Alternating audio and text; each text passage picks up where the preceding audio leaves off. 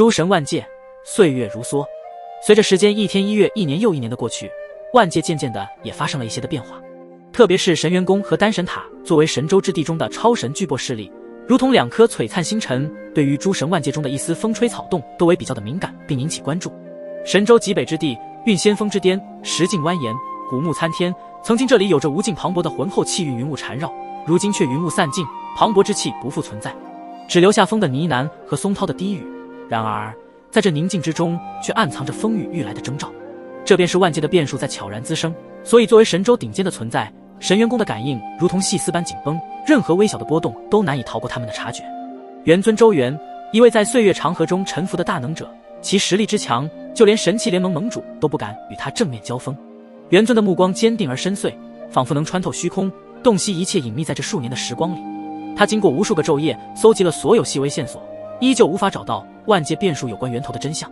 在这一刻，他的心中波澜起伏，千头万绪在一瞬间涌上心头，却又在下一秒归于沉静。他知道，能够让气运之力都无法窥探的真相，往往比想象中更为的复杂，也充满着未知的危险。虽然收集到了一些线索，但还是无法拼凑出完整的线索链。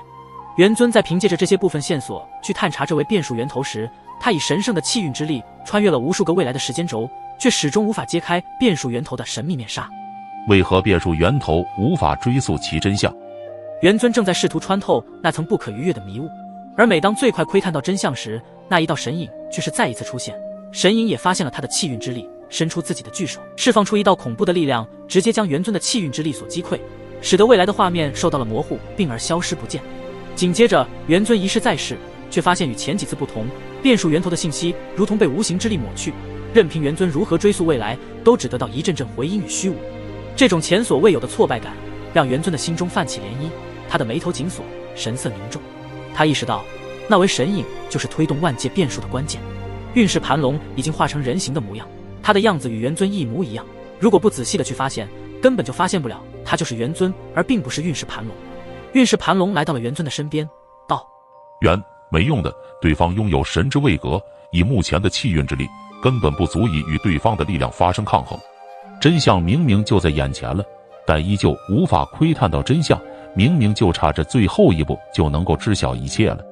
看来真的如你所言，对方应该是一位拥有神之位格的恐怖存在，唯有让你的运势得到完整之躯，方有可能窥见这变数背后的真面目。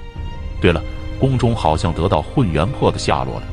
元尊的话音刚落，运势盘龙的目光瞬间凝固，仿佛被一道闪电击中，整个人陷入了难以言喻的震撼之中。他的内心仿佛有一片沉睡的火山，在这一刻苏醒，炽热的情绪如熔岩般在血管中奔腾。真的吗？我的混元魄终于有消息了。运势盘龙的声音带着颤抖，透露出深藏已久的渴望。元尊的点头如同一锤定音，让运势盘龙的激动情绪达到了顶点。他身上的运势之力立马爆发而起，瞬间化为一条庞大无比的五头盘龙。它的体型犹如撑起了整片天穹，五颗璀璨的龙瞳似星辰旋转，散发出比人形模样之前更加浓郁的浩瀚运势。盘龙的真身在运仙峰的上空盘旋，每一次的身躯摆动都搅动着风云变色，运势可逆可转。那是一种让人心悸的力量。盘龙的每一次呼吸都似乎能引起天地间的共鸣，那浓郁的运势如百川归海，全汇聚于这庞然大物的周身。整个神州极北之地中的万物都在颤动，仿佛对这股强大运势力量的一种敬畏。盘龙的运势之气冲天起，形成一道道瑰丽的气流，在空中交织碰撞，发出震耳欲聋的轰鸣声。那是一种压抑已久的力量的释放，是等待了很久的渴望终于迎来了希望的曙光。